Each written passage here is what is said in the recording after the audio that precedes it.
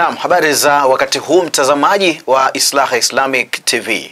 Karibu katika kipindi chetu na mwendelezo wa vipindi vyetu maalum kupitia Islaha Islamic TV, ambapo tumekuwa tukimwalika Alhaji Dr. Sule katika kipindi hiki, na hapa tunakutana na zile nondo zake ambazo amekuwa akizidondosha kupitia chaneli hii ya Islaha Islamic TV kwa lengo moja tu la kupeana elimu, kuongezeana maarifa, lakini pia ufahamu wa masuala mbalimbali yanayohusu jamii, lakini pia maradhi kama tunavyoangalia mara nyingine, lakini pia tunafahamu tupo katika mfungo wa mwezi mtukufu wa Ramadhan, tunaendelea na mfungo huu. Ni kualike kwa mkunjufu kabisa. Langu jina naitwa Ali Ngamba, nyuma ya kamera yuko Jamal Hamza, ambapo tutakwenda pamoja nawe kwa ajili ya kukufahamisha yale ambayo leo Alhaji Dr. Sule amekusudia kutufahamisha kupitia kipindi chetu hiki, akitudondoshia nondo za kutosha kabisa hapa. Ni washukuru Islaha Islamic Foundation ambao wanamiliki vituo vya dua vya Islaha Islamic Dua Center, hasa kilichopo Ilala Bungoni, makao makuu jijini Dar es Salaam, mtaa wa Sharifu Shamba, nyumba namba 3. Wao wameendelea kutupa kampani ya kutosha kabisa, na kwa sasa wamekuletea bidhaa hii muhimu kabisa ambayo hapa mimi nimeishika, muhimu kuielezea kidogo ili nawe uwe miongoni mwa watu ambao unapaswa kuifahamu na kufahamu zaidi kwa nini nimekamata bidhaa hii. Haya ni maji ya Mao Mushamas. Maji haya hakika yamekuwa na majibu makubwa kabisa katika maeneo ambayo tayari yamekwisha tumika. Nikizungumzia maeneo yamekwisha tumika ikiwemo Dodoma, lakini pia unafahamu Alhaji Dr. Sule mwishoni mwa mwaka jana alikuwa safari ya nchi za nje, kwa maana akitembelea nchi ya Kenya na akifanya mkutano kule Kakuma katika kaunti ya Turkana nchini Kenya, ambapo maji haya pia yalifanya maajabu makubwa kabisa. Kwa wale ambao walikuwa wakifuatilia, walikuwa wakiona baadhi ya wale waliohudhuria dua waliona jinsi ambavyo watu walikuwa wakiwasaidia. Sasa kikubwa zaidi ni kuambie tu kwamba maji haya yanapatikana hapa Dar es Salaam, Ilala Bungoni, mtaa wa Sharifu Shamba, kituo cha Islaha Islamic Dua Center, ambapo utayapata kwa shilingi 3,000 tu maji haya. Kwa hili ndio jambo la msingi ambalo natamani kukuambia wakati huu. Hakikisha uyakosi maji haya muhimu kabisa, na bahati nzuri kwenye nondo za Alhaji Dr. Sule, kipindi chetu maalum kabisa hiki ambacho huwa anashusha vitu, basi tutakwenda kuyazungumzia maji haya ya Mao Mushamas. Niko naye hapa Alhaji Dr. Sule, mkurugenzi wa taasisi ya Islaha Islamic Foundation na mhadhiri wa kimataifa wa dini ya Kiislamu. Alhaji, assalamu alaikum wa rahmatullahi wa barakatuh. Naam, wa alaikum salam wa rahmatullahi wa barakatuh. Vipi mwamba? Alhamdulillah. Naona mgeni kataradad. Mgeni mzito. Hataki kuondoka na Ramadhani hii. Huyu ni jirani. Huyu ni ndugu. Mimi nilijua ataondoka na Ramadhani. Huyu sio jirani, huyo ndugu. Ndugu kabisa, wewe wa damu. Ndugu kumfukuza nyumbani shughuli. Alhamdulillah. Mimi naona hata nikifunga mwaka ili tumbo limegoma.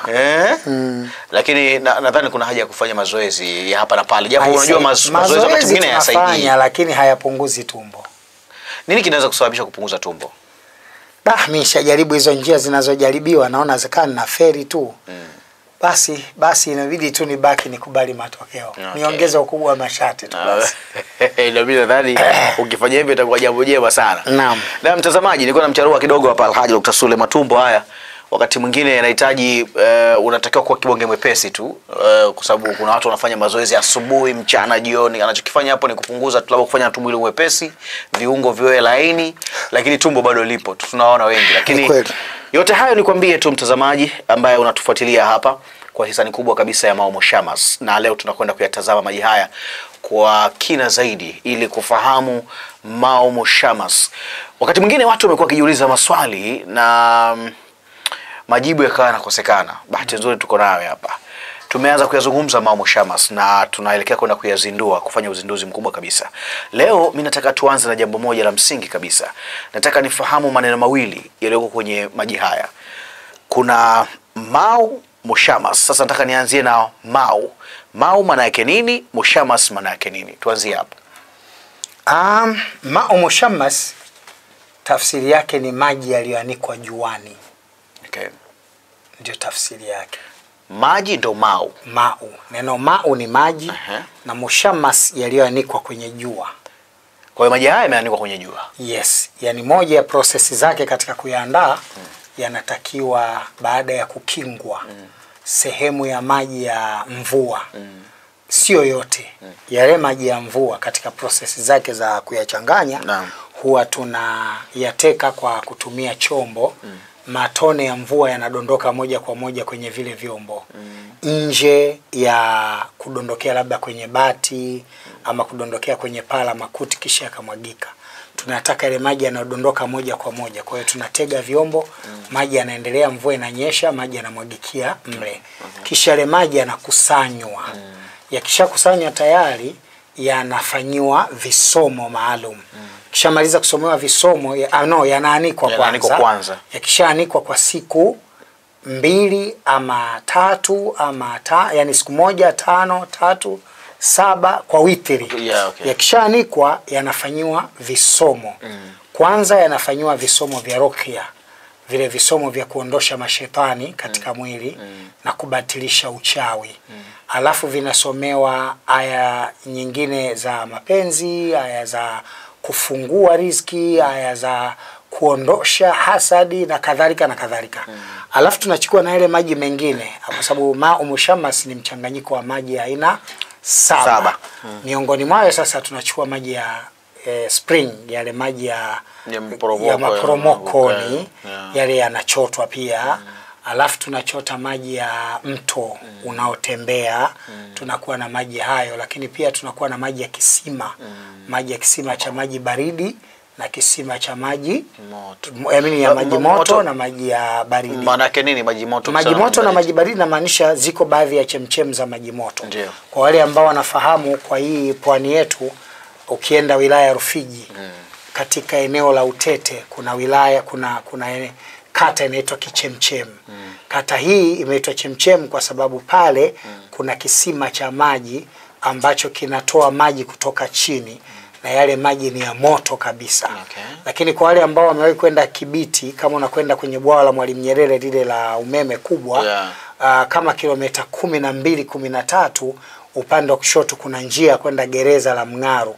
Kule kuna visima 7 vimepangana vyote vya maji ya moto. Lakini maajabu ya vile visima vya Mng'aru, ikitokea we ni mgeni, unakwenda alafu hukujua kama kile kisima ni cha maji ya moto, ukakanyaga juu ya yale maji, yani ukakanyaga juu ya yale maji ya moto bila kujua hautaungua. Ila ikitokea mtu kakwambia kisima cha maji ya moto, ukishtuka tu hapo yanakuchoma. Hayo ndo maajabu yake yale maji. Sasa aina hizi 2 za maji pia tunazicontain, tunazikusanya, tunaweka. Lakini maji mengine ambayo tunayatumia ni maji ya bahari. Na yenyewe pia yanaongezwa hapo. Ukichanganya na maji ya mvua, kwa ujumla wake unapata aina 7 za maji pamoja na maji ya Zamzam. Sasa maji ya Zamzam ni maji bora. Na yenyewe tunanunua kiasi kadri tunavyoweza, kwa sababu kwa sasa bado hatujaanza kuagiza. Wapo watu ambao wanakwenda umra mara kwa mara, tunafanya utaratibu, tunanunua, na yako mashirika na makampuni ambayo yanadili na maji hayo kuyanunua.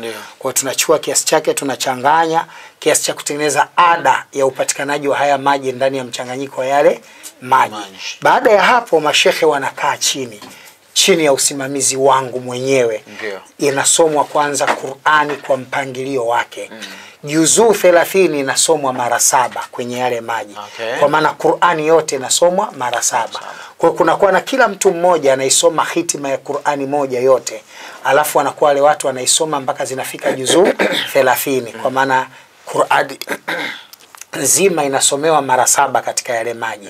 Kisha maliza hiyo inasomewa surati Bakara peke yake nzima inasomwa. Kuna watu wanakwenda kusoma ayati Kursi 313 wanasoma. Kuna watu wanasoma Qul a'udhu birabbin nasi, wanasomea Qul a'udhu birabbil falaki, na aya zile sura zile za kufungua zinasomwa kama surati Fathi, suratul Fatha, zinasomwa kama Yasini. Ikishamalizwa vinasomwa visomo vya ruqya. Yani hizo zote ni processes za kuyasomea haya maji. Kwa hiyo inachukua mpaka siku 3, siku 4, vijana wanakaa wanaendelea kusoma na wakiwa wamechukua udhu na wamekaa katika mazingira salama na ya utulivu, pasi na kushika simu, si kuchezea vitu vyao, kwa sababu hii production tunaifanyia kule kwenye nyumba yangu ambako kuna stoku kubwa na eneo kubwa la kufanyia maandalizi ya kazi kama hizi. Wakishamaliza kuyasomea sasa tunachanganya na baadhi ya vimbatio kidogo. Ukiyatumia ya maji utaona yana test tofauti na yana harufu kidogo tofauti. Kuna vianyongeza tumeviweka ambayo hiyo harufu haikeri. Haikeri kwa mtu ambaye hana tatizo. Inakera kwa mtu ambaye ana tatizo la shetani. Kwa baada ya hapo sasa tunachukua package, tunajaza, tunafunga, baada ya hapo tunaweka sticker, tayari maji yanakuwa kwa ajili ya kutumiwa. Kwa hiyo yameitwa ma'u mushammas kwa sababu ya hiki kipengele cha aina ya maji ya mvua yanavyoanikwa, na baada ya kuanikwa yanafanyiwa visomo. Haya ndio ma'u mushammas. Na mtazamaji, nimefahamu sasa mimi hapa, naamini nawe pia utakuwa umefahamu maana halisi ya ma'u mushammas ambayo Alhaji Dr. Sule ameelezea kwa upana kwa namna ambavyo process yake au mchakato unavyofanywa, ule kuchakata ya maji mpaka yanaingia kwenye chupa kama hii, basi anakuwa imepitia maeneo mengi kwa maana ya hizo hatua kwa hatua. Kwa tumefahamu vizuri maana ya ma'u mushammas kama ambavyo Alhaji ametuelezea hapa. Ni kukumbusha tu kwamba unaweza endelea kutap kwa wale ambao tufuatilia kupitia TikTok live kabisa. Shukrani sana, lakini pia tufuate katika mitandao yetu ya kijamii ya Instagram, Facebook, mtandao wa Field na kwingineko ikiwemo Islaha Islamic TV. Usiache kusubscribe channel yetu ili uwe wa kwanza kupata taarifa pale ambapo tunakuwa tumeziweka, lakini kama tunakuwa live basi unayo wewe mtazamaji wa kuona kile ambacho kinaendelea. Niko hapa na Alhaji Dr. Sule, mkurugenzi wa taasisi ya Islaha Islamic Foundation na mhadhiri wa kimataifa wa dini ya Kiislamu na mbobezi wa masuala ya tiba, akidili zaidi tunaita tiba nini ile? Tiba ya kisuna. Na kwa miaka mingi na tiba mbadala. Kwa miaka mingi sana amekuwa akifanya kazi hizi, akisafiri maeneo tofauti na kukutana na watu mbalimbali. Sasa kwa sababu tunazungumzia kuhusiana na ma'u mushammas, tumesikia maelezo ya awali hapa. Si mbaya sana nikataka kufahamu Alhaji hapa jambo moja lingine ambalo ni muhimu sana kwa mtazamaji pia naye kufahamu. Ulifikiri nini kuleta maji haya ya ma'u mushammas? Sababu kubwa ni kusaidia jamii hasa ya watu maskini.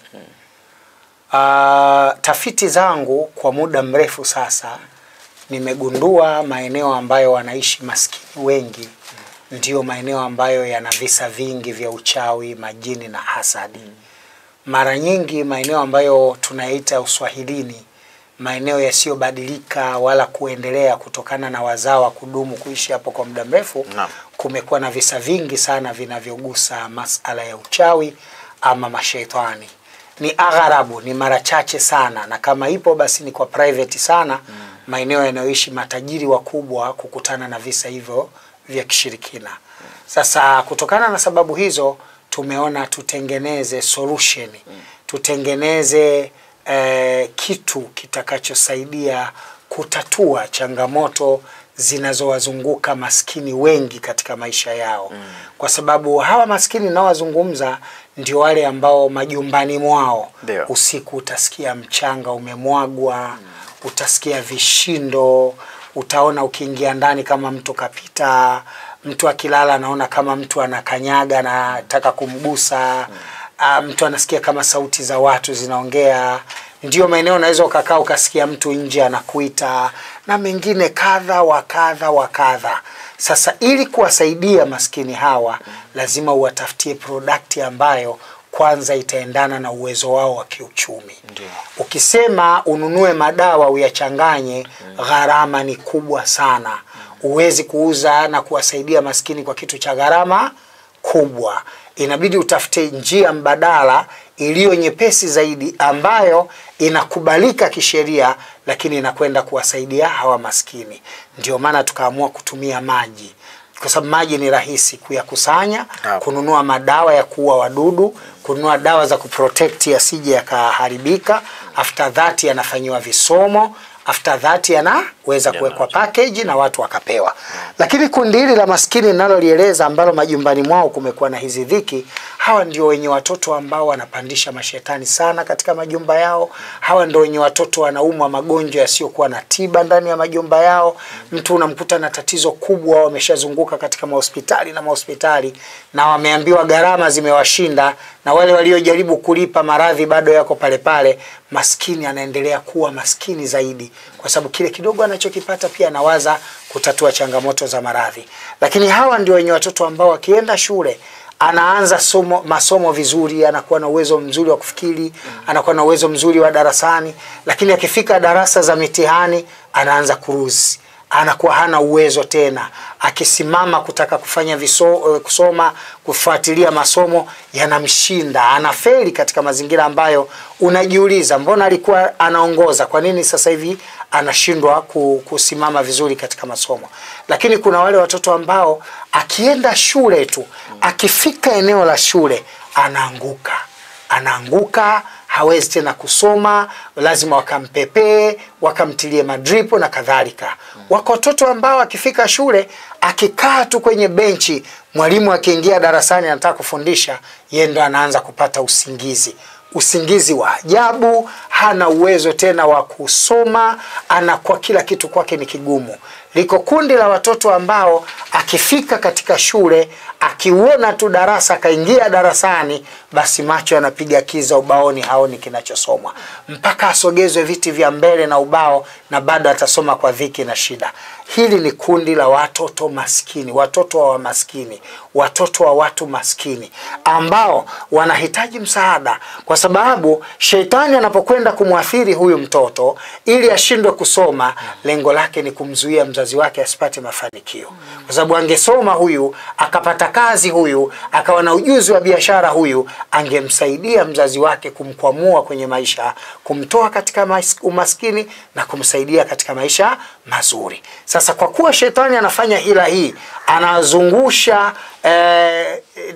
kamba zake za kusimamia maradhi na vitu vya kumzuia mtoto wa maskini asifanikiwe, sisi tukaona ni bora tuanzishe hii product ya Ma'u Mushamas. Na tiba ya maji ni tiba ya Mtume sallallahu alaihi wasallam. Tangu zama zake akiwa hai, maswahaba wamewahi kuwaponya watu kadhaa maradhi mbalimbali kwa kutumia maji. Lakini pia aya Qur'ani ndio inathibitisha ubora wa maji, pale Mwenyezi Mungu aliposema ndani ya Qur'ani katika sura 21 aya nambari 30, awalam yara alladhina kafaru anna samawati wal ardhi kanata ratqa fafataknahuma waja'alna minal ma'i kulla shay'in hayy afala yu'minuna. Mwenyezi Mungu anauliza wale ambao si waislamu, awalam yara alladhina kafaru, hivi hamuoni nyinyi mnaopinga na kuikataa hii Qur'ani, anna samawati wal ardhi kanata ratqan fafataknahuma, kwamba mbingu na ardhi vilikuwa kitu kimoja kisha Mungu akavilipua, waja'alna minal ma'i kulla shay'in hayy, akajalia, akaumba, akatengeneza kila kitu kikawa kutokana na maji, kikawa hai. Mwenyezi Mungu anasema afala yu'minun, hivi hamuamini nyinyi kama Qur'ani imesema kweli kwamba maji ni tiba na maji ndio uwezo wa kuumba kila kitu, yametumika maji. Na hapa tukagundua kwamba maji ni moja ya product, bidhaa kubwa inayosababisha mabadiliko ya uhai na afya kwa mwanadamu. Ndio maana katika zile methods of natural cure, njia 5 za asili za uponyaji zile, kuna moja inaitwa water therapy. Okay. Maji tiba.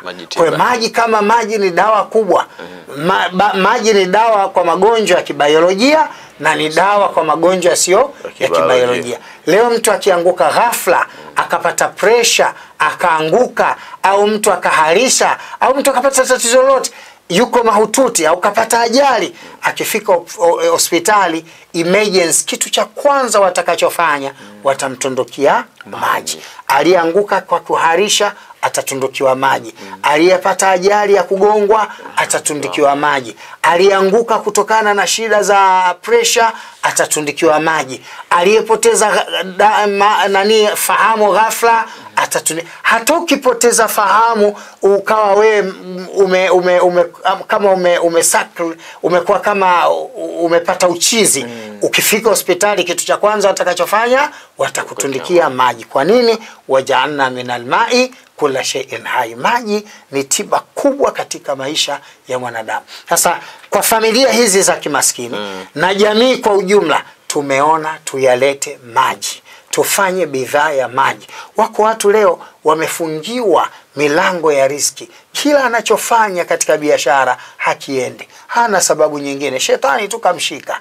Ana shetani yuko naye, ima alitupiwa ama amemrithi ama alikutana naye njiani, amemfunga kwenye mlango wa riziki.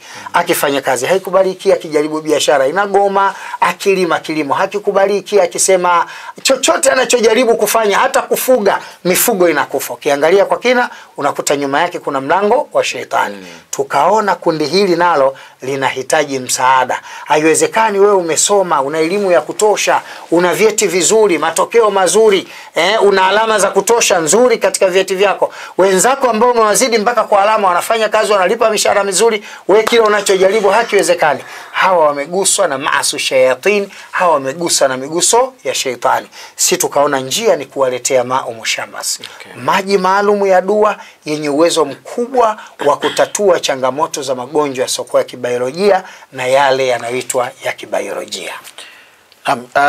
Kwenye hili sasa ambalo unalizungumza hapa, mnaelezea vizuri sana kuhusiana na changamoto ambazo watu mbalimbali hususan maskini kama ulivyowataja wakati mwingine, lakini pia wapo ambao wana matatizo yao. Maji haya kwa kiasi gani yanakwenda kuleta mabadiliko chanya kama yatatumika inavyostahili? Maji haya bwana, kwanza watu wetu wote wanatakiwa wajue, usiyafananishe haya na maji yako ya kunywa ya kawaida, kwa sababu haya maji yana aya za Qur'ani. Kwa hivyo hairuhusiwi hata kuyanawia chooni. Okay. Hairuhusiwi. Utakuwa umeidhalilisha Qur'ani, kwa sababu ndani kuna visomo vikali sana vya haya maji. Lakini kikubwa, maji haya usiyafananishe na maji ya maombi. Yani kama kuna mahali watu wanafanya maji wakaweka maombi ndani yake, haya si maji ya maombi, haya ni maji ya visomo. Kuna tofauti katika Uislamu, kuna tofauti ya dua na kuna tofauti ya kisomo, yani ruqya. Ruqya ni upanga unaotengenezwa kwa umbo la maneno kutoka katika mdomo wa mwanadamu. Aya zinaposomewa katika maji zinafanya zaidi ya kisu, zaidi ya moto. Aya maji ni zaidi ya kisu, ni zaidi ya moto. Lakini maji haya usiyafananishe na maji mengine yoyote ya kunywa, wala usiyafananishe na mfano wa maji ya baraka. Haya ni zaidi ya hayo, kwa sababu vinavyopatikana katika maji haya ni mchanganyiko wa maji ambayo si ya kawaida kwanza.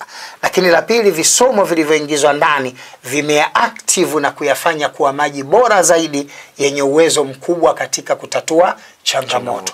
Nitataja baadhi ya aina za maji na uwezo wake katika kufanya kazi. Kuna watu leo wamefundishwa maji ya mvua yanatoa nuksi, na hii ni kauli ya Mtume sallallahu kwamba ukiwa mvua inanyesha, kama itakupendeza nenda kakae katikati ya mvua ikuloweshe mpaka kama unaoga. Faida ya kwanza ya maji ya mvua ni kuvua nuksi, mikosi na giza, liwe la uchawi, liwe la shetani wa kijini ama hasadi. Kitendo cha kunyeshewa mvua unajisafisha mwili kutokana na giza na nguvu za giza. Na hiyo inakuwa katika mazingira yoyote yale. Yoyote yale. Kwa sababu kuna watu wakiona mvua inaanza kunyesha anakimbia mbio kabisa na hawajui thamani ya mvua. Hawajui thamani ya mvua. Na nataka nikwambie kunyeshewa mvua ni baraka kubwa. Hapa Tanzania kisomo cha juzi cha Qur'ani pale uwanja wa Taifa, yuko mtoto, walinyeshewa wengi, lakini yuko mtoto aliyavumilia maji ya mvua kwa dakika kadhaa. Kwa baraka ya mvua ile, leo ameingia katika watu ambao wameanza kuwa maarufu, amepata ajira ya kutangaza biashara za watu na kadhalika na kadhalika. Kuna siri kubwa sana kwenye maji ya mvua. Hata tunapokwenda kuwazingua watu kwa maana ya kuwasomea ruqya, mtu ambaye ana manuksi aliyojazana, mara nyingi watu natumia maji ya aina tatu. Ima maji ya mvua au maji ya maporomoko au maji ya bahari. Maji ya aina tatu hizo ni maji ambayo yana uwezo mkubwa sana wa kufungua nuksi na mikosi na kusafisha mwili. Lakini kuna maji ya chemchemu ya moto, yana uwezo sana wa kuzima uchawi. Yani we kama umerogwa, alafu katika kilo ulozi wako umerogwa yani moto, umerogwa kwa ajili ya wewe uonekane hufai, mtu wa hovyo hovyo tu, basi maji ya chemchemu ya maji moto inaposomewa, maji yale unapoyachota pale yanakuwa ya moto, kiacha baada ya muda yanapoa. ukishayasomea yale aliyopoa na ukamnuizia mgonjwa na akaoga kwa kunuia, maji haya yalikuwa ya moto kama mimi nilivyokuwa na shida zimenizunguka, kisha yakapoa, basi nitakavooga kila joto la giza lilomo ndani ya mwili wangu, joto la shetani, joto la kichawi, joto la hasadi, Mwenyezi Mungu lipoze kama ulivyopoza maji haya. Akioga hapo hapa anarudi sawa. Kama na shetani ndani, maji ya chemchemu ya moto yakichanganywa na maji ya bahari kidogo, yakatanganywa na maji ya Zamzam, ukayasomea mtu akanywa, ndani ya mwili wake, hata kama kungekuwa na uchawi uliowekwa miaka 100, huo uchawi utabatilika.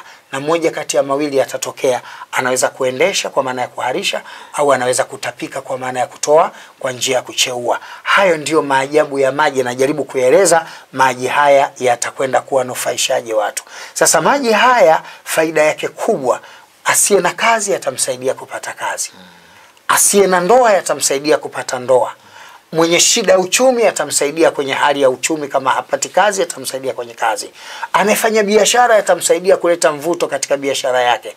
Yani maji haya al-khasir yatasaidia mwanadamu katika kila nyanja, ili mradi tu ana dhiki na ameanuia kwamba mimi nataka maji haya yakanifanyie kitu kadha kadha. Kama hiyo haitoshi, maji haya hata ukitaka kujua mwili wako, sasa unataka kujijua mwili wako, hivi mimi nina shetani, mimi nina nguvu za giza mwilini, unapaka tu mkononi, unajiselfie kama unapiga picha, utakayaona kwenye mkono wako yatakutosha kujua ya maji yana kitu cha ziada ambayo huwezi kupipata pengine. Lakini kana kwamba ile haitoshi, maji haya ukaichukua tu ichupa hivi hivi ilivyo ichupa, ukaamua kutia nia ukaiweka hapo, ukainatazama ndani, yatazame maji, usije ukatazama hizi lebo, yatazame maji pale ndani. Na kama unahisi inakusumbua ile lebo, unangoa, unatoa ile lebo, unaingoa, yanabaki maji kama yalivyo, unayatazama hivi. Huwezi kutazama dakika 5 au 10, isipokuwa kile kinachokusibu utakiona ndani ya maji. Unaweza kuona nyoka ndani ya maji,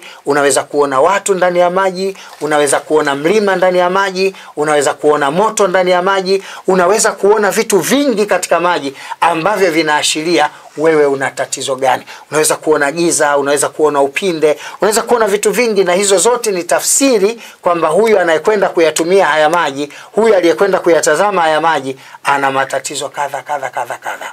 Lakini pia maji haya ukitaka kujua mtu ana shetani au hana shetani, maji haya pia unaweza ukamfanya mtu ayanuse tu, yanafanya hivyo. Lakini kunusa mbali, ayaangalie tu hivi, ayaweke chini tu hivi, ayaangalie kama ana shetani, pale pale anaonyesha.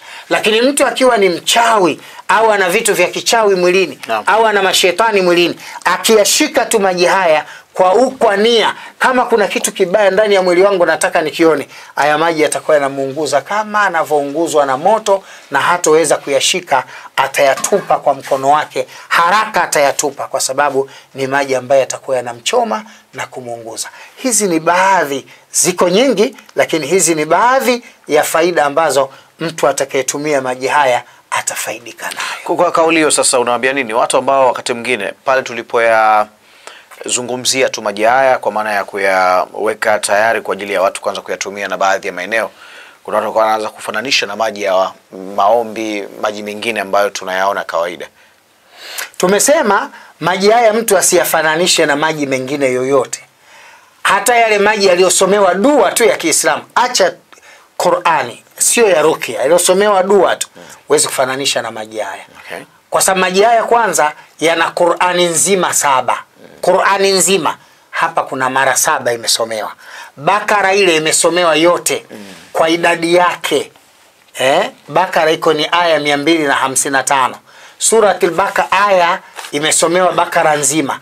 Lakini ayati kursi ile ukisoma mara 313 kwa idadi ya watu Ahlul Badri na kwa idadi ya jeshi alilopigania Nabii Allah Daudi, baba wa Nabii Allah Suleimani, wale jeshi la watu 313 waliokwenda kushindana nao, ilikuwa idadi yao hao. Sasa haya yamesomewa Kursi 313, ambayo zote hizo ni mabomu ya aina yake yanayokwenda kubomoa ngome ya nguvu za giza katika mwili wa mtu na kwenda kuacha mwili kuwa salama. Huwezi kuyafananisha maji haya na maji yoyote, hata ya maombi. Na mtazamaji, mmemsikia hapa Alhaji Dr. Sule akieleza Mau Mushamas haya hapa, ambayo haya sasa hivi yanapatikana hapa Islaha Islamic Dua Center Ilala Bungoni, mtaa wa Sharif Shamba. Hakuna shaka kwa wewe ambaye unatamani kuyapata, utayapata kwa shilingi 3,000 tu. Amependekeza hivyo Alhaji mwenyewe akisema kwamba mimi nitayatoa kwa shilingi 3,000, na hii yote ni kwa sababu kila mmoja ayapate. Yangetolewa kwa zaidi ya shilingi hiyo 3,000, lakini kwa sasa yako hapa Islaha Islamic Dua Center Ilala Bungoni, mtaa wa Sharif Shamba, nyumba namba 3, ambapo kituo hiki kinapatikana, na ukifika hapa utayapata kwa shilingi 3,000. Kwa hiyo unaweza ukaje hapa, lakini kwa wengine ambao wanatamani kuyapata nje ya hapa, basi utaratibu utawekwa vizuri, na hasa katika kipindi cha uzinduzi. Lakini tutafahamu pia kutoka kwa Alhaji mwenyewe utaratibu ambao atakuwa kauweka kwa ajili ya kuendelea kukusogezea karibu nawe kwa wewe ambao unatamani kuyapata maji haya. Alhaji, turudi kwenye kile ambacho tunakizungumzia hapa. Tunazungumzia maji, na umezungumza mambo mengi sana tofauti ya maji haya na maji mengine. Umeelezea kwa namna ambavyo maji haya utofauti wake unakuja tu pale ambapo ule mchanganyo wa vyanzo 7 tofauti vya maji vinaleta utofauti huo, kwa sababu sio rahisi sana kupata vyanzo maji yale ambayo tunayaona sehemu nyingine yoyote kwamba yamechanganywa kwenye vyanzo 7, si kazi nyepesi. Kwa hiyo hilo la kwanza linaweza kusema la utofauti, ukiachilia mbali visomo na kadhalika. Nataka nifahamu kuhusiana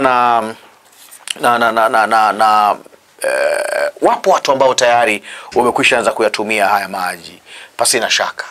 Hakika maji haya tumeyatumia maeneo mengi. Kenya tumeyatumia, Dodoma tumeyatumia, Nairobi tumeyatumia, watu wengi wameyatumia haya maji.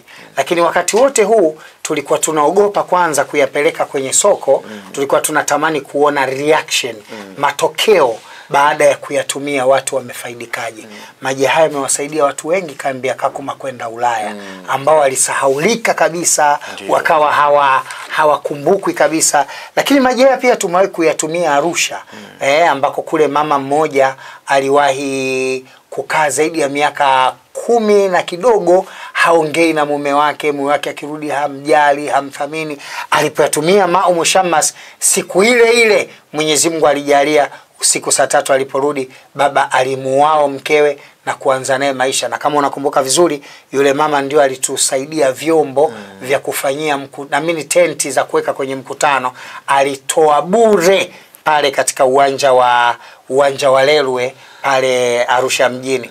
Alitoa tenti za bure kwa siku 7 mfululizo, kwa sababu alisema mimi nimeguswa na ujio wenu na nimefaidika, na hakuna kitu kikubwa alichofanya ni haya maji ya Mau Mushamas. Nakumbuka kwetu tulikuwa tunauza maji Mushamas 25,000 chupa moja, tukayashusha akauza 20,000, lakini nimekwenda kote nimeamua tuyashushe mpaka shilingi 3,000 ya Tanzania. Nini lengo letu? Kila nyumba ya Muislamu, kila nyumba ya Mkristo, maji haya yakawe mkombozi katika familia yao. Kwa sababu wakati mwingine mtu mwingine shida yake kwenye nyumba, kuna mashetani wanaishi kwenye nyumba, wanaharibu riziki. Kuna nyumba zina mashetani shekhe, zinaharibu riziki, wanaharibu riziki. Baba hangaike atakavyohangaika, akipata pesa nyumbani lazima aumwe mtu, hiyo pesa iondoke. Hakuna kujenga, yeye anaishia kupanga, anaishia maisha ya shida. Lakini kama hilo halitoshi, ziko nyumba mashetani wamezitawala, hakuna amani. Watoto wanagombana wenyewe, wanapigana wenyewe, wazazi wanakuwa hawana amani, wanagombana, wanapigana, maneno yamekuwa mengi, kumekuwa hakuna furaha katika majumba, tafarani. Maji haya ni maji yana uwezo mkubwa, mwagia tu katika nyumba yako, kila shetani atakimbia katika hiyo nyumba na ataiacha nyumba salama. Kwenye matumizi ya maji tutaangazia hapo, lakini natamani kwanza kwenye hapo utaeleza pia na matumizi ya namna ambavyo mtu anataka kutumia maji.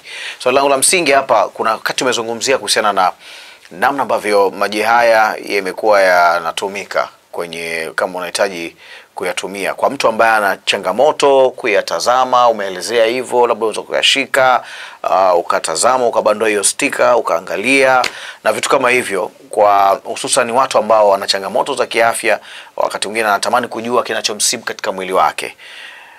Maji haya ni kama maji ya kunywa, yani sio kama maji ya kunywa, niseme maji haya ni maji ya kunywa ambayo mtu anaweza kunywa, si ndio? Bila shaka haya ni maji ya kunywa na yanakata kiu kama yanavyokata kiu maji mengine. Nataka nijue hapa na nadhani hata mtazamaji pia naye anatamani kufahamu kwamba ukiyatumia kunywa kama maji mengine hayawezi kukuletea hayo uliyoyasema hapa, kwamba kwa maana ya kama una changamoto unaweza kuiona na vitu kama hivyo. Kwa sababu hapa mtu sasa kama maji tiba haya ukiyakamata ukifanyaje, na mimi na changamoto lakini nataka nianywe tu bila kuona chochote, lakini nataka kunywa tu kama nijisaidie tu mwenyewe, nafanyaje? Yaani haya maji ukiyatumia kwa kunywa tu yatafanya kazi mbili. Kwanza yatakata kiu yako. Kiu itaisha. Kwa unaweza kuweka kwenye friji ukanywa, kama maji ya kunywa ya familia. Lakini utakachofaidika navyo vile vilivyo vibaya ndani ya mwili wako vitakukimbia vyenyewe kwa kuyanywa maji haya. Kwa hiyo kuliko uende ukanunue maji ya kunywa ya kawaida 800 1000 dukani ukanywa, bora utafute 3000 mnywe kwenye familia maji ya familia nzima, mpate faida ngapi? 2. Wiki moja tu mkanywa katoni 1 2 ndani ya nyumba yenu, hiyo nyumba mmeisafisha wenyewe, mili yenu mmesafisha na kiu zimekatika. Naomba niambie matumizi sasa kwa matumizi yake, yani kwenye hizo engo sasa mtu anaweza kutumiaje? Maji haya ya Ma'u Mushammas kwanza yana stika, ina maelekezo ya matumizi. Anasema kunywa vifuniko 3 mara 3 kwa siku kwa muda wa siku 7. Kwa maana ya maradhi ya ndani, labda mtu anahisi mwili unatembea vitu, vichezo anaita. Mara unahisi kama wadudu wanatembea, kama sisimizi, unaona wanatembea, ama mtu anahisi tumboni kunacheza kama kuna mtoto, au mtu tumbo limekuwa kubwa tu lakini hana mimba. Ukinywa hivi vifuniko 3 vya haya maji, asubuhi vifuniko 3, mchana vifuniko 3 jioni, kwa muda wa siku 7 mfululizo, hiyo mimba ya kijini itaondoka. Kuna wale mama zangu ambao wanapataga shida ya hedhi, ada zao za mwezi. Unamkuta mtu anapata ada ya mwezi, inabadilika inajirudia rudia. Mwingine anaipata ndefu hasa siku 8 6 miezi 2 3 inakwenda tu haikatiki. Maji haya atakachofanya, atakunywa na atanawa, atajisafisha. Itakata kabisa, yani hapo damu itakatika. Anajisafisha mwilini tu, anajisafisha kujinawia katika sehemu zake za siri na kunywa. Itakata hiyo damu kabisa, hatopata tena hiyo hali. Akiweza kuyachukua akayamimina kwenye chombo kingine, akaongeza na maji mengine akaoga, basi anaondosha nuksi, mikosi, vifungo na mabalaa. Kwa yule ambaye hana kazi, anataka kazi, atafute chupa zake hizi 7. Chupa ngapi? 7. Kila siku aoge chupa moja usiku na maji mengine. Kwa anaweza kuchukua maji mengine akachukua akamimina akaoga, au anaweza kutumia haya akajipaka mwili mzima. Siku ya kwanza chupa moja, siku ya pili chupa nyingine, mpaka siku 7. Ndio. Wallahi biidhnillahi, kile anachokikusudia na ile thamani yake, value yake itapanda, na anachokikusudia kitafanikiwa. Hiyo ni moja ya maajabu ya maji haya. Lakini labda una ofisi, duka labda, wateja hawaji, wanakukimbia tu hakuna sababu, wanajaa kwa wenzako, inawezekana pamepigwa zongo, pamepigwa nuksi hapo. Chukua maji haya, mwagia katika eneo lako la biashara.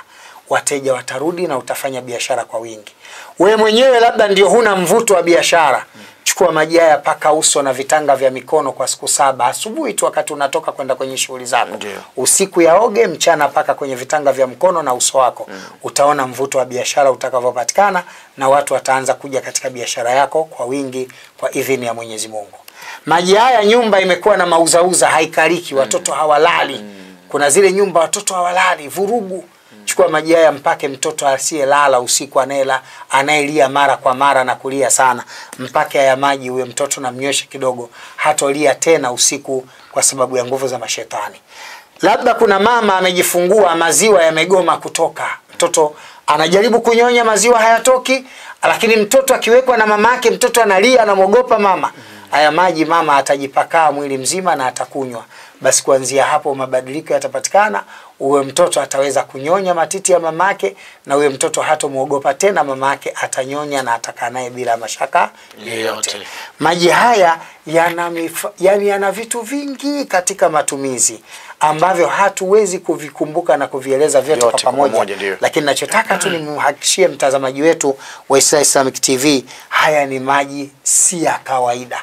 Ni maji ya kawaida kwa sababu ni ya kunywa, lakini ndani yana powerful dua, yana dua ya kisomo, yani kisomo, yani powerful qiraa. Kuna qiraa kikubwa kimetiwa ndani ya haya maji ambacho kinakwenda kufanya mabadiliko katika maisha ya mwanadamu. Lakini maji haya unataka kumuita mtu. Labda mtu kapotea. Hamjui yuko wapi, mnataka kumuita. Wewe oga maji haya alafu weka nia fulani bin fulani, naoga maji haya namuita fulani bin fulani. Hapo alipo anikumbuke aje. Hii inaweza kuwa mume, inaweza kuwa mke, inaweza kuwa ndugu. Ili mradi unatamani kurudisha mtu aliyekwenda mbali na wewe, unayaoga haya maji kwa nia, basi Mwenyezi Mungu anajalia, anatengeneza mawasiliano baina yako na yake, na atakuja yule mtu mapema, na kama ndoa itarudi kama ilikuwa inaenda kuvunjika ama mahusiano. Hiyo ndio siri iliyopo katika maji haya. Lakini yana matumizi mengi, na hapa tumeeleza matumizi ni pamoja na kupakaa mwili mzima mara 2 kwa siku 7, lakini pia kwenye nyumba, ofisi na sehemu ya biashara ni kuyamwagia yale maeneo ambayo hayataharibu bidhaa ulizonazo. Kwa watoto wadogo wanaweza kunywa pia au wenyewe wanapaka? Hayana shaka hata kidogo. Haya maji hayana kemikali yoyote ya kumdhuru mtu kama yalivyo dawa. Hii ni dawa ambayo ni silent. Yani dawa ambayo inafanya kazi kimya kimya. Haina side effect kwamba ukinywa labda utalewa, utasikia maumivu, labda utachoka. Hiyo hakuna katika haya maji. Maji haya hata mtoto wa siku 1 mlambishe, kama na watoto wale wadogo wale wanaliaga vichango matumbo wale. Chukua maji haya tu, mmiminie kidogo kwenye mdomo wake, mlambishe, basi huyo mtoto hatopiga kelele tena usiku, atalala. Na kama usiku machango itakuwa imeisha. Lakini kama analia kwa sababu kuna majinamizi yale yanawafuataga watoto usiku, kuna mtu anaweza kaota kama anakabwa na watoto wanapataga hivyo vitu. Sasa wakati mwingine mashetani yanapokuja kuyazuia inakuwa ngumu. Wengine nakwambia mfungie kinyesi cha mtoto, changanya na mvuje, sio vitu gani. Haya mushama simpake tu mtoto wako, mwagia kwenye chumba, shetani haingii. Lakini maji haya yalivyofanywa kisomo, yenda chimba vishimo 4 katika nyumba yako kuizunguka. Mwaga maji haya chupa 1 kisha chukua maji mwaga kwa nje eneo lako la fensi, ndani mwaga pia, pigia deki kwa muda wa siku 3 mfululizo. Hiyo nyumba kati wa bodani mchawi hatoingia, wala mwanga wa ndani hatotoka kukimbia nje. Maana ndani kama kuna mchawi hatopata nafasi ya kujibadilisha na kutoka nje, na walio nje wataiona nyumba kama wanavyoona bahari, hawataingia, au kama wanavyoona mlima hawataingia ndani. Hasa maji haya Alhaji, mimi nimejaribu kuzungumza hapa kwamba kwa sababu mimi nafahamu yanapatikana hapa Islah, Dar es Salaam, Ilala Bungoni, mtaa wa Sharif Shamba, nyumba namba 3 kwa wale ambao wanatamani kuyafikia kwa hapa Dar es Salaam. Lakini mpango sasa wa kuyatoa nje ya Dar es Salaam kwa Tanzania kwanza hapa uko vipi na unajiandaje, kwa sababu tunaelekea katika uzinduzi wa maji haya? Kwanza tunataka tufanye uzinduzi. Maji haya kwa sasa yatapatikana kwanza Dar es Salaam peke yake. Baada ya uzinduzi tutakuwa na mawakala. Na nitumie fursa hii kuwakaribisha wale wote wanaotaka kuwa mawakala wa maji haya. Uzinduzi wake tunatarajia siku 10 za mwanzo baada ya mwezi wa Ramadhani kuisha. Manake baada ya kumaliza 6, ikimalizika funga ya 6 ndo maji haya tutayazindua rasmi katika uwanja ambao tutautaja mbele. Na lengo letu kufanya katika ile uzinduzi, tutajaribu kuonyesha nguvu ya maji haya pia uwanjani kwa hapa Dar es Salaam kwa mara ya kwanza watu waone. Na tumeweka nia panapo majaliwa, panapo majaliwa watu 500 wa kwanza watapewa maji bure. Watakaoingia katika ule mkutano, watu 500 wa kwanza watapewa maji bure watakao kuja kwenye ule mkutano. Kila mtu atapewa chupa 1 bure, watu 500 wa kwanza katika uwanja tutakaoupanga. Lengo letu nini? Kwanza tunataka watu waone uwezo wa kufanya kazi haya maji. Yale maji tutakayoyagawa kwa mara ya kwanza 500 ndio yale tutakayotumia kufanya matukio hadharani, na watu waone ukubwa na maajabu ya maji haya katika utendaji.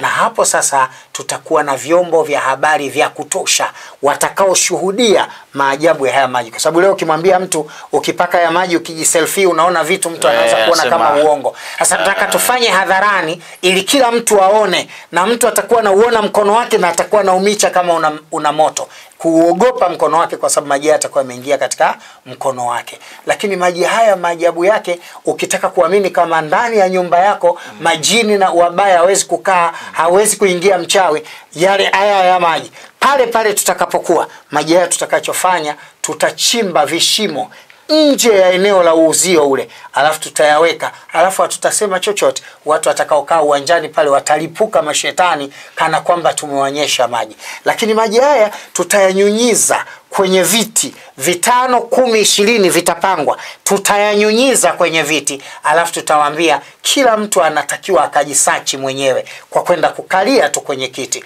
Ukiwa una shetani au una uchawi mwilini, hutainuka kwenye hicho kiti. Utaweza kukaa lakini huinuki hata kwa bahati mbaya. Hayo tunakwenda kuyafanya yote, lengo tuwaonyeshe watu ukubwa, uwezo na karama aliyoitia Mwenyezi Mungu kwenye maji haya baada ya kufanywa visomo. Na bahati nzuri Alhaji, tunafuatiliwa na watu nje ya nchi, kwa maana ya East Africa, Afrika Mashariki, Afrika Mashariki na Kati, na hata Oman, Qatar, Saudi Arabia, Marekani, Uingereza wanatutazama kupitia Islaha Islamic TV hapa.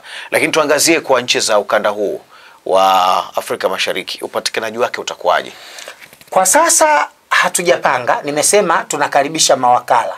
Maombi ya mawakala, na wanaweza kutupigia simu kwa namba 0748 800 400 au 0747 800 700.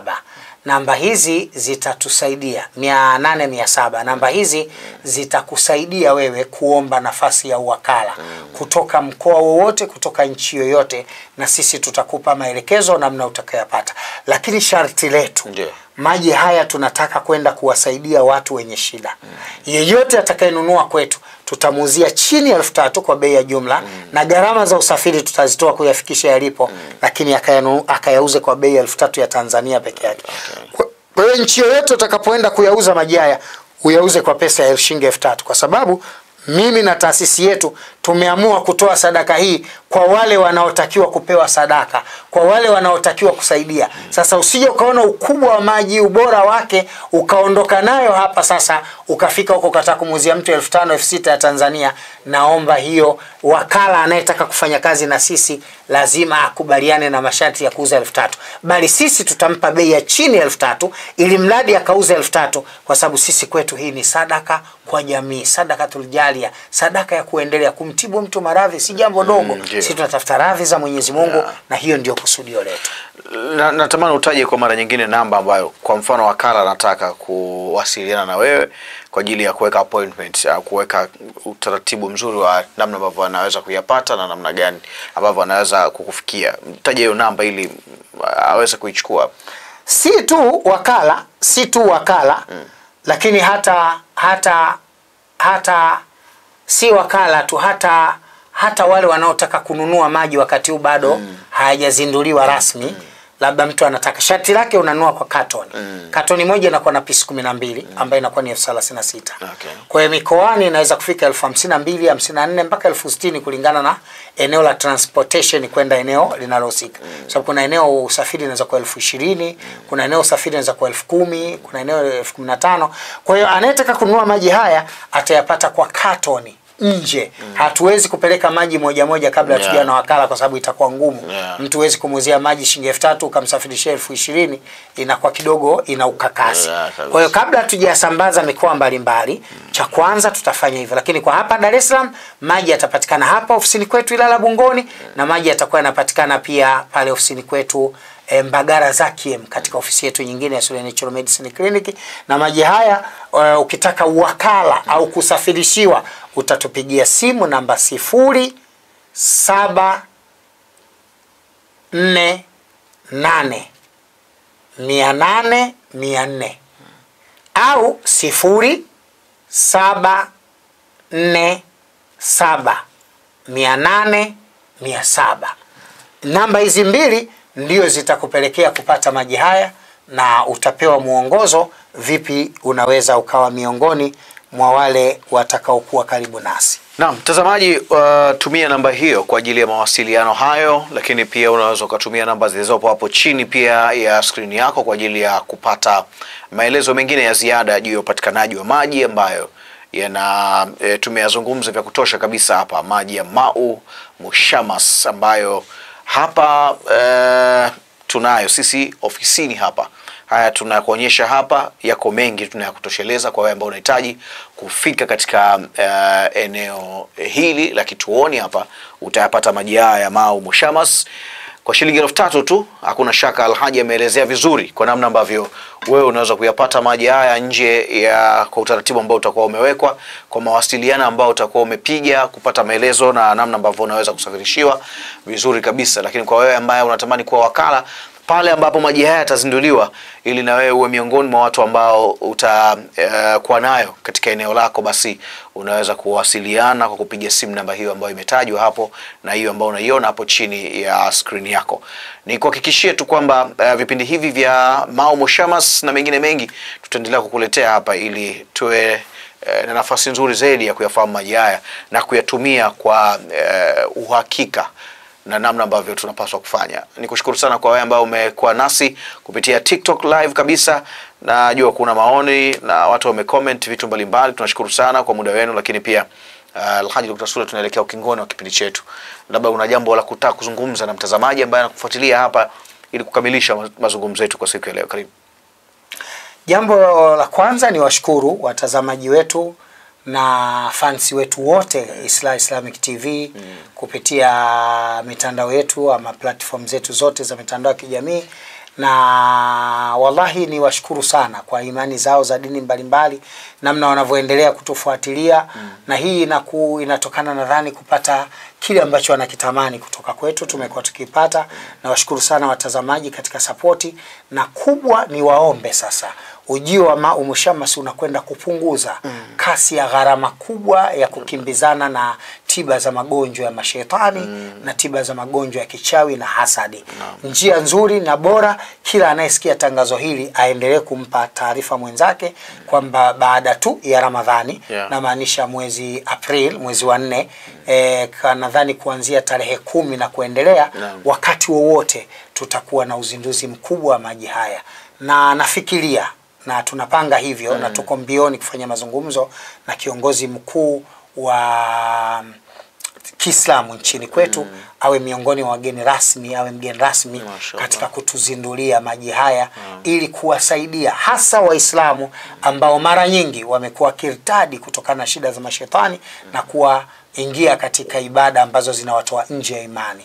Kwa hiyo tunajaribu kuleta kitu ambacho tunakwenda kunusuru Waislamu imani zao, lakini tunakwenda kusaidia wasiokuwa Waislamu shida zinazowakabili katika maradhi na matatizo mbalimbali ya magonjwa yasiokuwa ya kibiolojia. Niwashukuru sana Waislamu na wasiokuwa Waislamu, fansi wetu wote wa Islamic TV. Basi tupo hapa Ilala Bungoni, huduma tunaendelea kutoa.